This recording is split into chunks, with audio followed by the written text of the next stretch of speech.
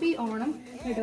അപ്പം സാധാരണ ഞാൻ ഇന്നൊരു 5 മണിക്ക് എണീച്ചു. കാരണം നമ്മൾ പൂ പിടിക്കാൻ ഇന്നലെ ആയിരിക്കും. നമ്മൾ എപ്പോൾ പൂ പിടിക്കുന്നത് ഇന്നലെ ആയിരിക്കും ഓണത്തിന്. പക്ഷെ പൂ പിടിക്കാൻ മറന്നുപോയി. അപ്പം ഇന്ന് രാവിലെ 5 മണിക്ക് ഇടിച്ച് പൂരം പിടിച്ചു. പിന്നെ നിങ്ങൾ വെച്ചിട്ടുണ്ടെങ്കിൽ ഞാൻ പാവാടിയും ബ്ലൗസ് ഇടാത്തായിരുന്നു.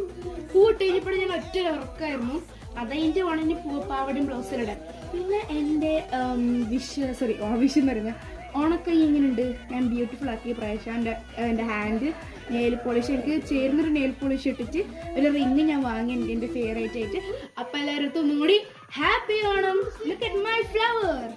എനിക്കറിയാം പൂക്കൾ ഈ പ്രാവശ്യം കുറച്ച് വാങ്ങിയത് അതുകൊണ്ട് ഇത്രയും പറ്റിയിട്ടുണ്ടായാലും എന്നാലും കുഴപ്പമില്ല. കാണാൻ ഇച്ചിരി ഭംഗിയൊന്നുമില്ലേ? ഒന്ന് കമൻറ്റ് ചെയ്യണം, പോസിറ്റീവ് മാത്രം. അപ്പം എല്ലാവർക്കും ബൈ. അപ്പം നിങ്ങൾ ലൈക്ക് ചെയ്യണം, ഷെയർ ചെയ്യണം, സബ്സ്ക്രൈബ് ചെയ്യണം.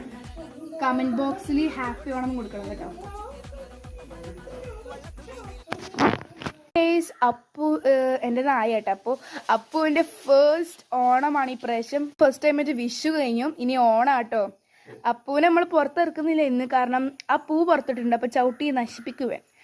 അപ്പം പുറത്തുനിന്ന് ഇറക്കുന്നില്ലെങ്കിലും കുഴപ്പമില്ല അല്ലേ? ഹാപ്പി ഓണം.